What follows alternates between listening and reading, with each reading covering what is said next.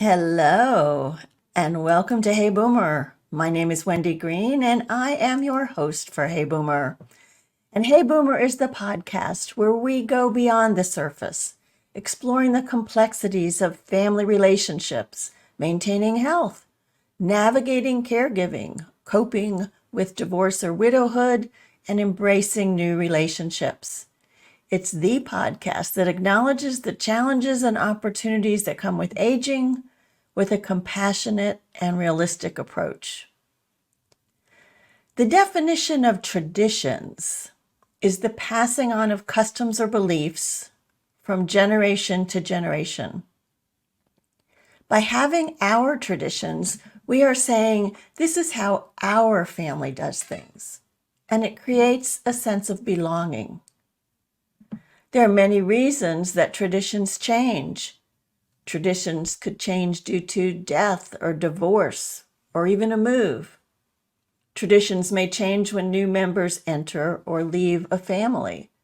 Or traditions may simply run their course and not work over time as lives change or people get older.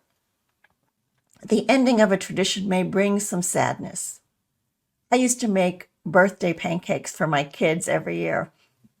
It was a fun way to start the morning on their birthday. Now they make birthday pancakes for their kids. And I love that they've carried on that tradition, and I miss that I'm not part of that birthday pancake tradition anymore.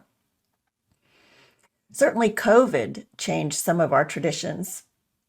I remember celebrating Thanksgiving via Zoom during the first year of COVID. That was really hard. I was used to having 14 plus people at my house every year for Thanksgiving.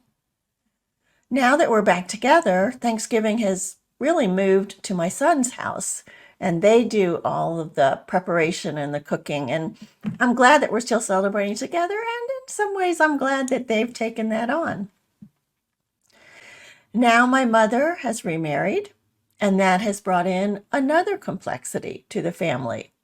Her husband is from a large family, and they celebrate regular family reunions. That is not something that my family ever did. So it feels a little awkward when they want us, myself and my siblings, to be part of their family reunion.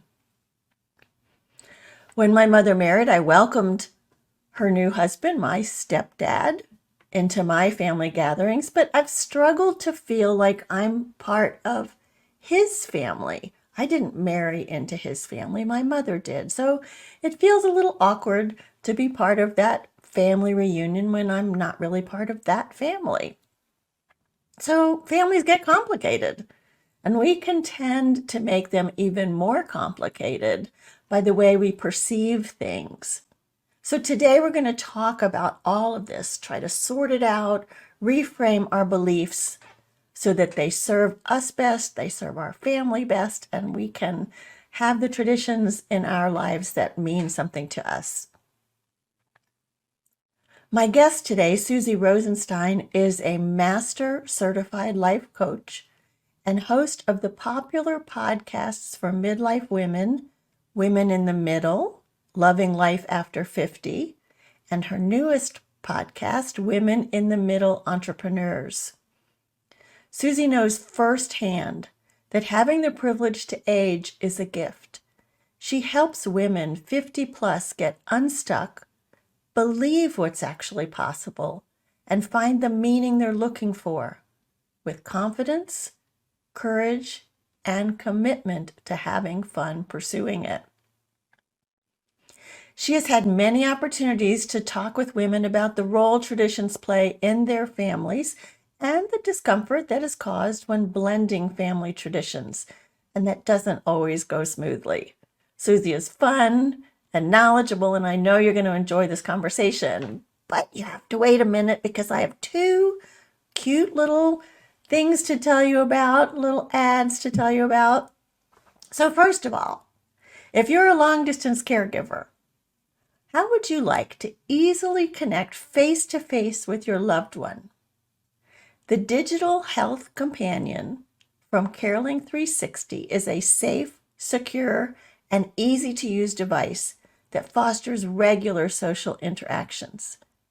Just imagine if your loved one could simply push on your picture on their screen, it rings your phone, and then you can talk to them face to face and check in and see how they're doing. Imagine if you could provide them with brain fitness games and body fitness tools. And imagine if you could set reminders for them to take their medication, to exercise, or for any activities that are crucial for their well-being. You can do all of this with CareLink 360's digital health companion. It's easy to set up and operate. It's designed for the hearing and visually impaired. It provides touchscreen navigation, and it operates in a safe, secure, private, encrypted network.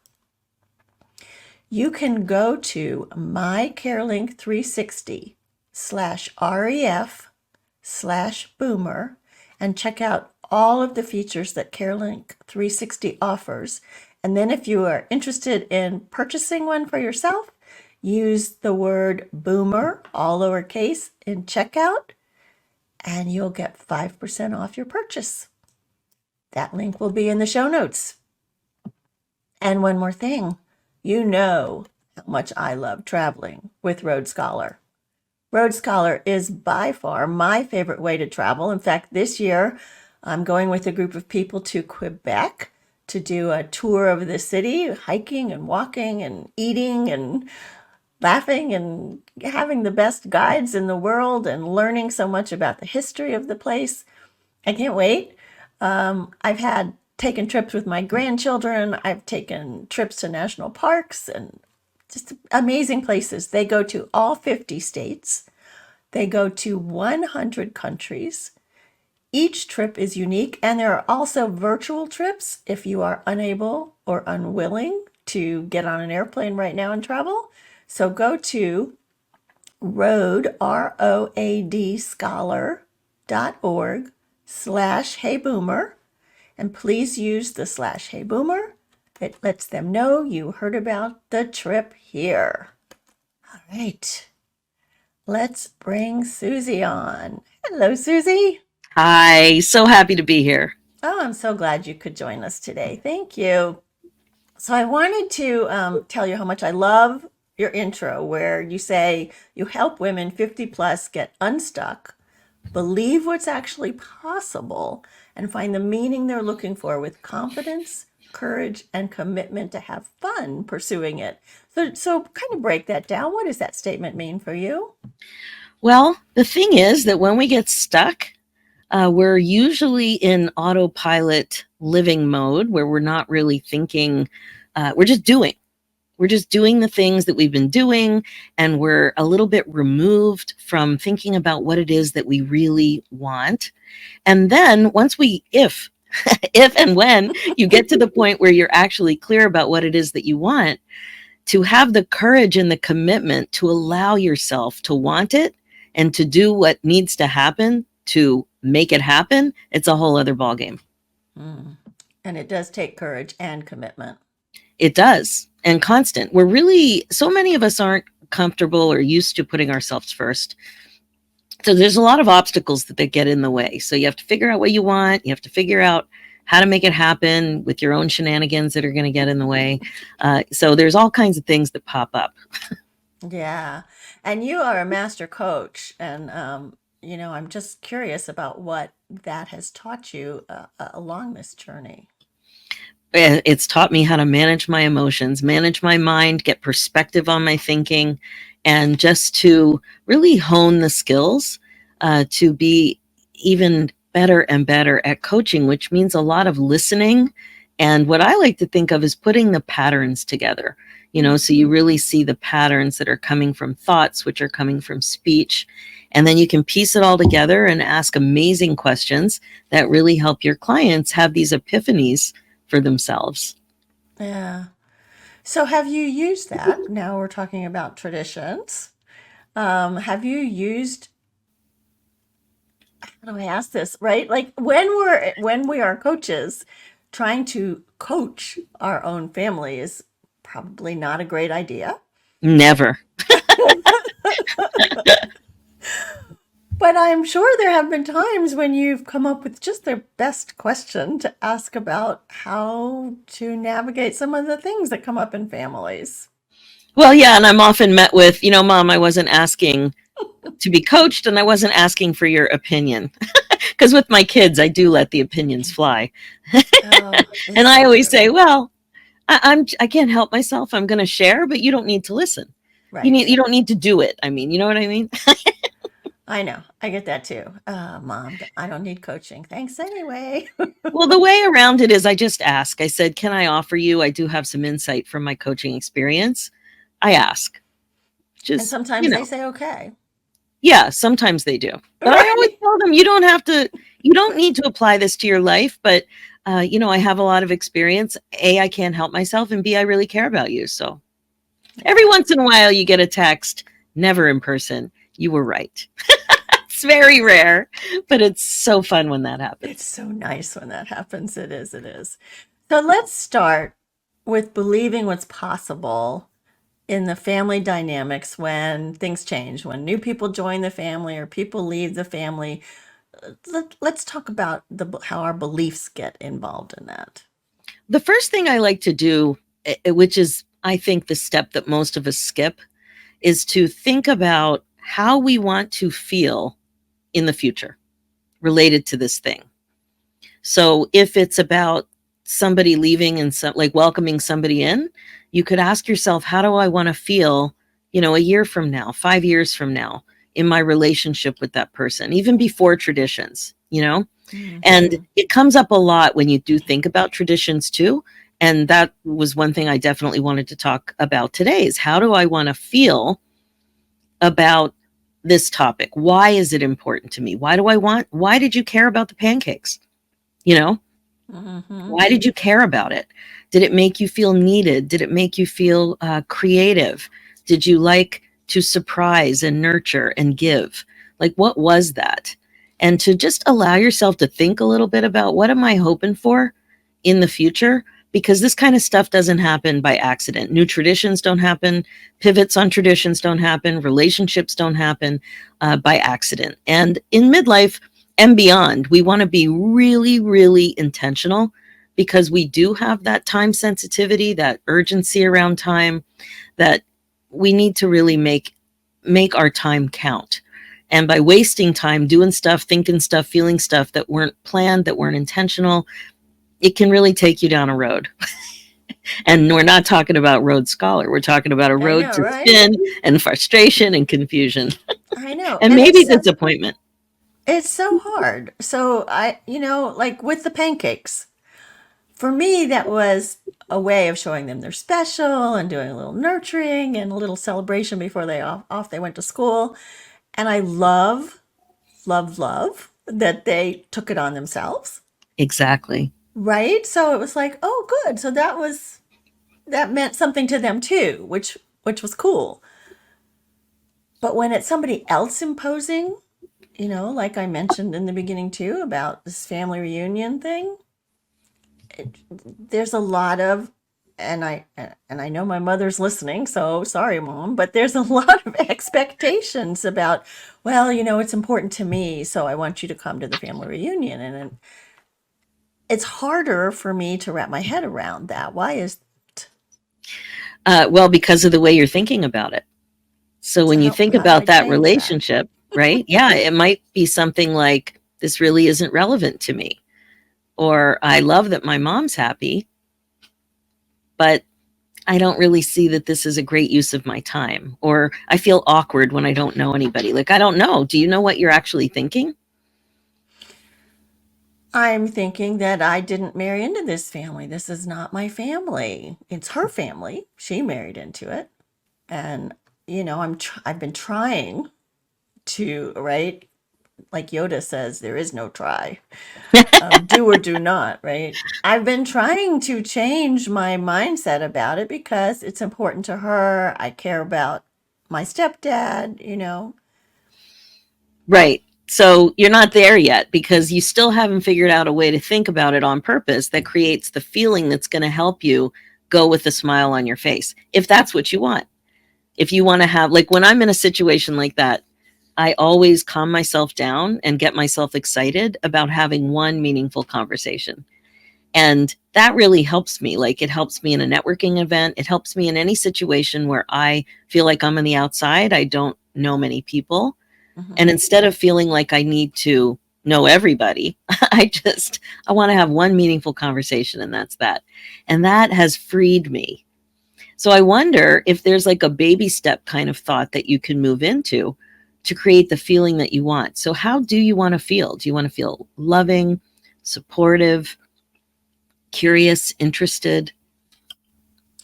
Yeah, I think probably what's going to help me the most is feeling loving and supporting of my mom and my stepdad, right? Because it Okay, means a lot to them. right. So you need to think something that creates that for you. And maybe it's about them instead of the reunion. Just being there and being supportive for them. Something like that. And it could Yeah. also be like a baby step phrase, a bridge thought that is very, it really helps me, is I'm open to the idea. I'm open to the idea that if I focus on just loving and supporting my mom, that is going to make everything okay. I like that. I'm Like, does open that to the help you lean idea. into the event with a smile, Yeah. I like being that. your I'm normal open self? to the idea. Yeah, that one has really changed things for me. That one, and I'm learning. I'm learning Yeah. that sometimes it's more important to think about how I can connect more with my mom, Yeah. and that I the like reunion that. might That's be a a way to good do it. one. Something like that. Just a little bridge thought to help you lean in a little bit rather than go, ugh, this isn't my family. Because that thought, this isn't my That family, doesn't help you. that's right.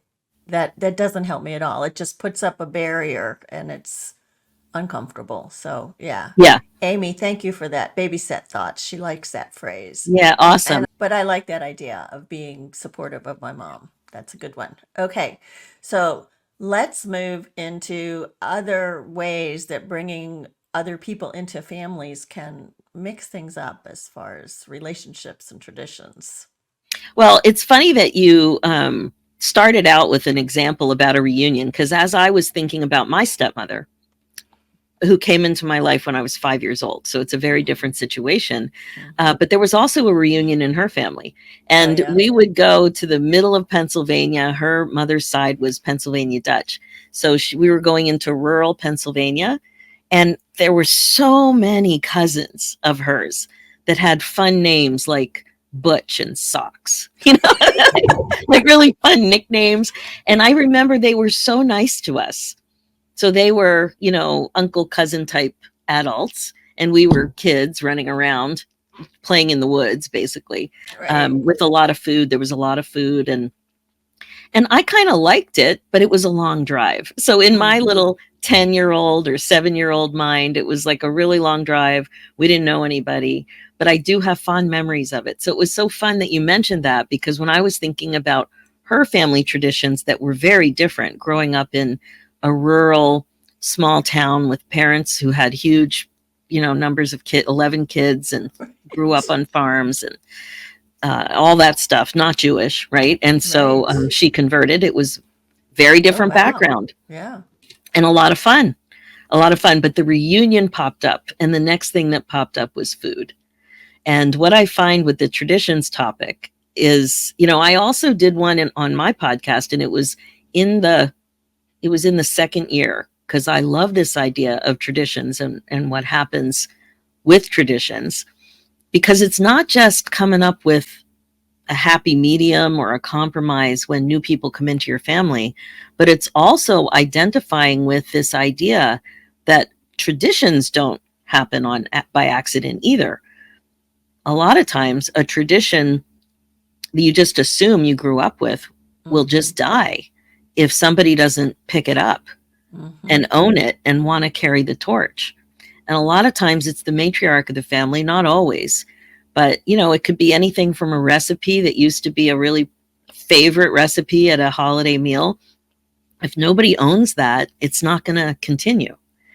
And Yeah. so, in both of these cases, when there's other people in your family and when it's just your family changing because people are aging and moving and all the things, it really comes back to figuring out again how you want to feel about your family and the role that traditions has to play, and then what you're going to need to think to create those feelings for yourself. And that will help you move into creating new traditions and upholding old traditions. So when somebody new comes into your family, if they feel fun, like really passionate about maybe something that happens during Christmas or Hanukkah or whatever, right? If they come in and they're like, oh, I can't, I'm with you this time. I would really like this special meal to be made, or I would really like that we do this little activity or read a poem or whatever it is. People have all kinds of traditions.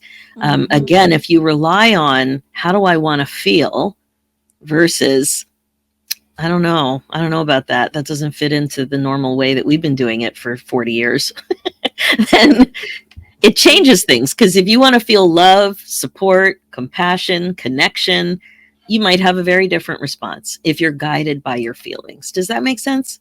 It does make sense. And it does take some work, like I'm a big tradition person. And I have made it like my dad and mom always did a big Passover, and my grandparents did a big Passover. So now I've kind of taken that over. Well, last year I realized two of my grandchildren won't be with us this Passover because they're off to college. And I got all teary eyed when I was talking about that at the table. Oh no, Passover. I don't know who's going to take it over, but I was talking to them this weekend and I was trying to be kind of funny about it. I was like, so what are you going to miss most about Passover, right? And they're like, I don't know. I said, I know, it's the matzah. So I'll send you some. Sometimes But you don't even know how you feel about a tradition until it's threatened, yeah, and I have one of the things I wanted to share too was also a Passover tradition. So in my family, I'm married and I have 3 kids in their 20s. My mother-in-law has very different traditions. She's not an Eastern European Jewish grandmother. yes, She's Sephardic. She's from Iraq. And yeah. they have completely different traditions, all kinds. But when it comes to food, there is something that she is very different with. And at first, I resented it, I rejected it. And I realized that if I wanted what was important to me, I'd have to make it myself. And Mm-hmm. so it's the charoset, it's the Mm-hmm. apple nut mixture. Right. And, I grew up with that and I loved it. I could eat a whole container of that by myself. I know, Thank you right? very much. But her tradition is date syrup and walnuts. And Oh, I had okay. never seen it before. And she explained they didn't have access to apples. It makes perfect Oh, sense that the food that you have is what you had access to. Well, at first I just thought, okay, it's weird. I'm not that into it. It has a very different texture, a very different taste. So I didn't really I tasted it. And then I just ate all I could of the other stuff, which yeah. nobody was touching because they all loved. Hers. We live in the same town as Yeah. her. And slowly, year by year, it's been 30 years now, I started to love it. Oh, And now I have both. And there's no resentment because really I saw that my family loved it. I understood it came from such an interesting story of not having access to apples. right. And she's never been weird toward me about including my Apples. apple, my apple thing, but she doesn't prefer it. But yeah, so it was really guided by the feeling that it was important to her. It was tradition. I value traditions. My family loved it. Anytime we had guests, they always went crazy for it. That's what they preferred. They wanted Really? it. And Interesting. so now I'm all in on it. Yeah. So do you know how to make it? It's very easy. You just have to buy the date syrup and then mix in the crushed walnuts and away you go. It's the Okay. texture. It's supposed to be like a schmear. Okay. All right. So that is very different. Yeah, But we had, it's like a kind of like reminds me of, cement. It's supposed to be binding. yeah. It is. But we had talked about the fact that a lot of times when the matriarch or the patriarch, whoever's leading the traditions, dies, if we haven't learned how to make those things or how to lead those things, where does it go? What happens? Exactly. Somebody has to care about it and pick up the torch. And thankfully, at least we have video. You know, we have video. So a lot of this stuff is captured. But one thing that does come up with food, it's the recipes. So it's not just learning how to make it, but it's also having the recipe. And one thing I tell so many people is if you can get a recipe in whoever made it in their handwriting, you will treasure that. Yeah. Having a recipe, something that a food item, for my auntie, I have her chicken soup recipe and it's in her handwriting and it just means so much to me. I've made copies of it in case anything happens, but you know, it's something so warm. And because food is such a serious, significant part of so many traditions, it's just a way to amplify the meaning of that one. Yeah. So what are some of your favorite traditions? Well, I've got some of my favorites, and then I'll share one that I came up with full intention because of doing all this work. Okay. So this one might sound weird, but I love guacamole. I was exposed to guacamole from my father's first cousin, Erwin, who's from California, when I was like in grade 7. And he was visiting the East Coast. I grew up in the Philadelphia area, and he made guacamole. And at that point, I was like, what is that? It's green. It's not for me. I know. Well, I fell in love. And since then, I've just gotten really good at it. I've examined many recipes and I always offer to bring it. People count on me to bring it and to a party or something. And also in my house, it became one of the reasons why our house became the go-to for nachos, because we didn't just have the nachos and cheese. We had this amazing guacamole. Well, my kids took it on now. Oh, yeah. They love it like crazy. And I feel very proud that they kind of took on one of those traditions. I would have never thought that guacamole was going to become a tradition. Right. But it did. Another thing that is traditional is love of music. My husband and I both played instruments. I played saxophone since I was 10. It just wasn't going to happen that my kids weren't exposed to music and hopefully would love music. 2 of them do play something. And one of them, they all love music. We love music from everything from jazz collection to high quality speakers to live music to playing music and fostering musical jams in our basement and everything that went on over the years. I live with a drummer, right? Drummer. That's difficult. But that became a tradition. And maybe you don't feel that it's a tradition. Another one was camping. So my husband's family grew up with a cottage. I grew up camping with a pool. Very different. My husband's idea was we're going to the cottage. That's what we do. Yeah. And that's all we do. Forever. That's it. And I'm like, no, wait a minute. Sounds like some solo travel to me. Well, I pushed for it and I said, we need privacy. We need our own traditions. And camping is a great way to grow up. So we had a pop-up tent trailer for 10 years. I got him on board. We enjoyed the cottage and the camping. And it was something that became our own and they all love it. Nice. We did sell it just a couple of years ago. One more example is having a big dog. When I was 7, my dad fell in love with St. Bernards. We bred them, we showed them. And then when my husband and I got married, we had golden retrievers. We had one and then we had another. So we had 20 years of amazing golden retrievers. And the year I turned 50, 10 years ago, I was thinking, what do I really want? What's really important to me? What do I want to experience? And what do I want to share with my family? And that big dog vision just made me cry, like of happiness. That's what I wanted. It meant so much to me. Yeah. And again, this is me. It's not my husband. He didn't grow up with dogs like this. And so what happened with me was I had a rough childhood, but there was a 7-year period where things were kind of normal, in quotes, kind of, not really, but kind of. And that was when we had not just one St. Bernard, but many. And I, as the oldest of 5 kids, I was involved in going to the dog shows. We showed them and bred them. And it was a huge part of my life that represented so much. Plus, even today, I'm getting Facebook messages from friends from childhood, elementary school, remembering when my dad would bring the dog into school for show and tell. Is that right?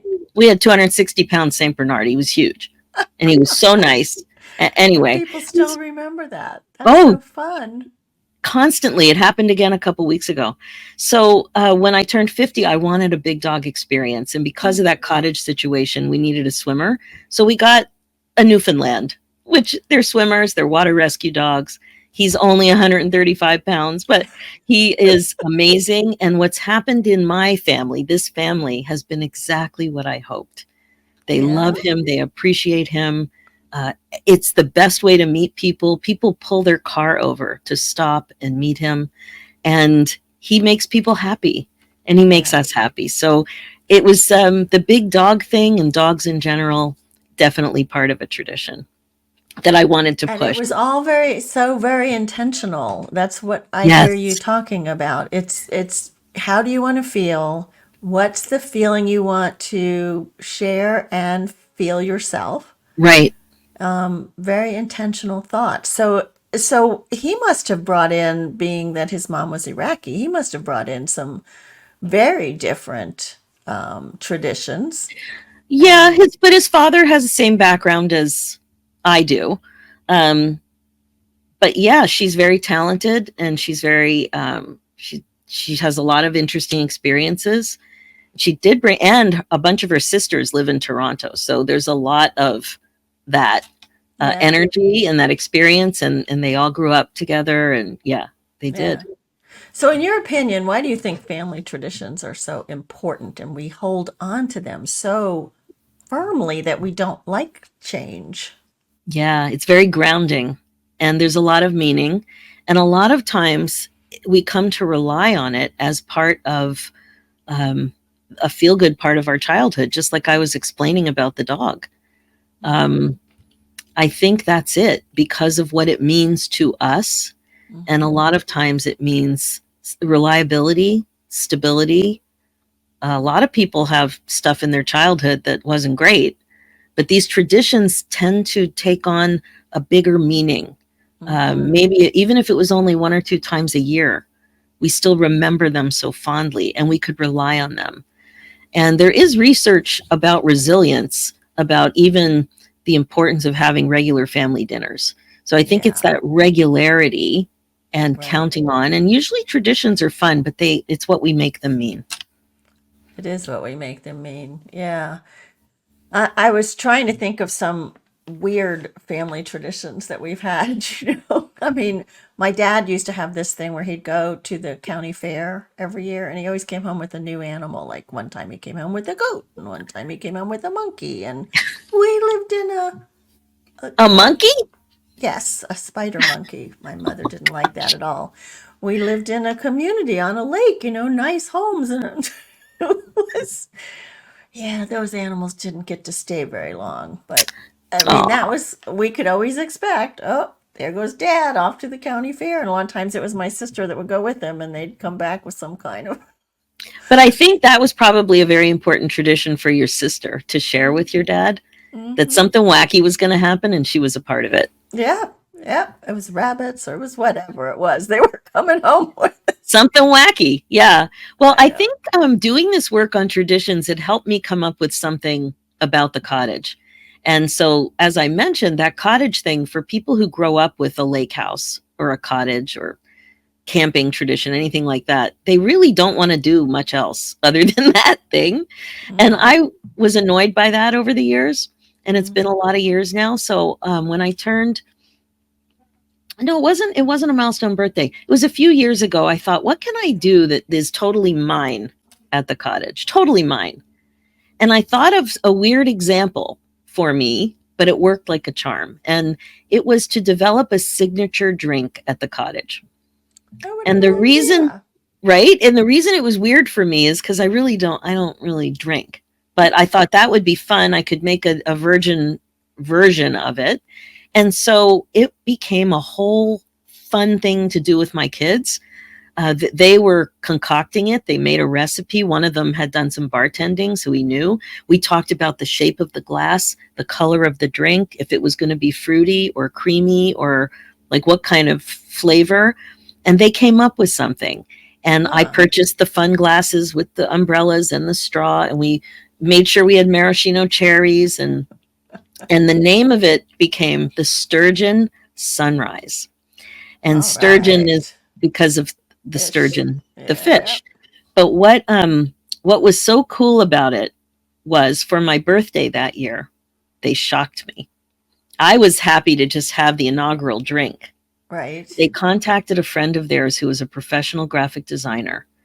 They had it illustrated like a poster, Oh, how framed, fun. and now it hangs in the cottage. That is amazing. So to So me, they took it on. yeah, they They took it took it on on. and they helped you create it too, which made it even more meaningful. The whole thing. And I thought this is how you're intentional. If you focus on the feelings, and for me, I wanted to feel like it was my place too. It wasn't just a 50-year-old cottage with everybody's tradition but mine, Hmm. which is pretty much the way it is there. And Yeah. so, Yeah, that's the way it felt. right? So what can I do? How do I want to feel? I want to feel included. I want it to be fun. I want it to be mine, and I want other people to enjoy it. And that's what happened. And I think that's the key, is if you want to feel connected, that may help you make decisions about requests and pivots along the way. If you want to feel original, if you want to feel creative, fun, loving, supportive, um, if you want something meaningful in terms of history, let your feelings guide you, and then create a thought that helps you think it if you have resistance, and carry on from there. And and I think also, I'm thinking about all the people that have moved in and out of my family. I think it's also getting to the point of appreciation. Mm, What other people are bringing in. It may not be your stuff. It may not be the way you would do it. It may not, I'm sure it doesn't have the same meaning for you, but it does for them. And exactly. and finding the appreciation for what they're bringing and what you might actually learn from that, I think is another. Brilliant. Yeah. And that's gratitude for the win, right? Be grateful that you have new people in your life. Be grateful that they have experiences that are so different than you are. I mean, I wouldn't know anything about whoopie pies if my mom didn't bring that recipe into the family. Whoopie pies are amazing. And then a friend of mine asked me for my mom's whoopie pie recipe. Like, how about that? Yeah, that's That's pretty just a cool. little example. But yeah, Yeah. just But then be I really think mindful the of it. other side too is when you lose somebody, and I've been in families where they leave that empty chair at the table, which is so Mm, sad. But if you, again, it's a reframing. Well, we are recognizing and appreciating that they were here. But I think there's a lot of challenge to family traditions when you lose that person that was kind of the glue around the traditions. yes. So somebody has to take initiative for things that are meaningful. And you have to ask yourself, are you open to exploring how, like, what's meaningful for you in terms of the way you want to honor and celebrate their memory?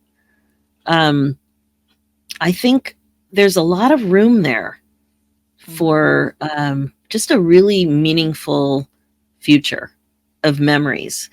And I love that. And actually, I've been very inspired by an uncle of mine. He's 81, lives out in California, and I've been watching him for decades now.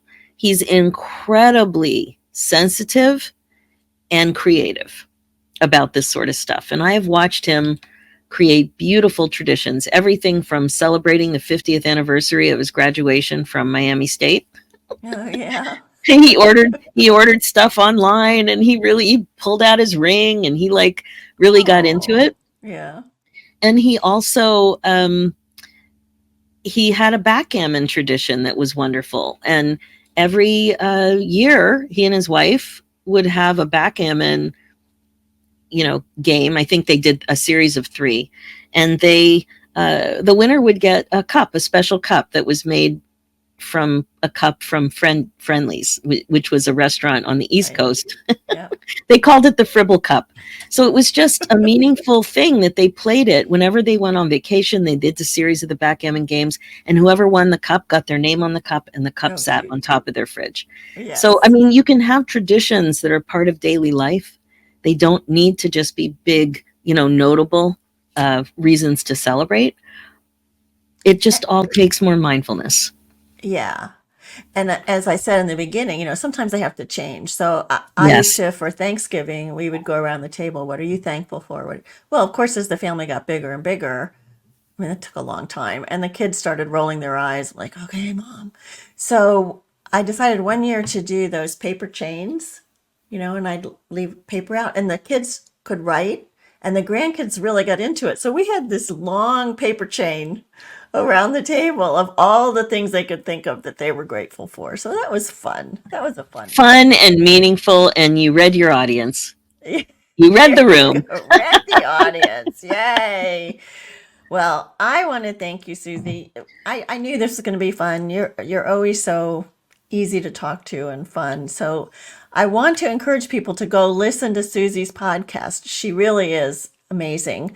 Go to Women in the Middle, Loving Life After 50. That's one of her podcasts. And then her newest one is Women in the Middle Entrepreneurs. So those of us in midlife, restarting to create our own business. It's great. So please go listen to that. Also, check out her website. It's suzyrosenstein.com. All of this will be in the show notes. And she has a free giveaway for the audience today. You can go to freepodcastbundle.com. Tell me what they're going to get in that, Suzy. They're going to get a quick and easy email that'll come with 12 top episodes. It'll give you the top secrets to love your life after 50. So Awesome. there are episodes that are popular, and then it's a broad range of topics that you can easily apply the lessons and the things that I'm talking about to your own life. And yeah, I think you'll laugh, and I think you'll have a really good time, and you'll learn lots of stuff. Great. So that's freepodcastbundle.com. All right. I appreciate all of the comments that came in today. Thank you, people, for being supportive and saying hi and sharing some of your stories. So appreciate that. Please let me know what you took away from today's episode, your comments and ratings and reviews and stars and shares and all of that make this show more valuable to more people. So make sure you share it out. And I also want to remind you to check out mycarelink.com/ref, REF/boomer. Go look and see how you can connect with a loved one in assisted living, in some kind of long-term care facility, and have eyes on them and be able to provide them with a lot of good stuff. Also, plan your next trip with roadscholar.org/heyboomer. So many fun places to go. I just want to be on the road so much. Well, I want to And thank you so much for inviting me today, Wendy. And honestly, when you said you wanted to talk about traditions, I just lit up because I was so excited about this topic. And I think it's something that we don't necessarily think a lot about. It kind of sneaks up on us. And it's an area we can be way more intentional about. We can have way more fun. absolutely. And if you want to talk to Suzy some more, she is going to be on our Boomer Believer Zoom meeting. That is at the end of the month on Tuesday, March 26th. We meet at 6:30 Eastern Time. And if you want to be part of the Boomer Believer group that gets to talk to Suzy again live, go to buymeacoffee.com/heyboomer0413, the date of our first show. All right, coming up next week is Mary Kay Fleming. Mary Kay is a professor emerita of psychology, a mother of two, a grandmother of three, and an award-winning writer, a humor writer from Greater Cincinnati. I read an article that she wrote for Next Avenue, and it was about what changes when a husband retires. It was very funny. So we're going to talk about some of those changes and how Mary Kay and her husband have evolved since then. And I'm expecting quite a few laughs on that one. So join us then. Thank you for dropping in to listen to Hey Boomer. Thank you, Suzy. Thank you so much. My name is Wendy Green, and this has been Hey Boomer.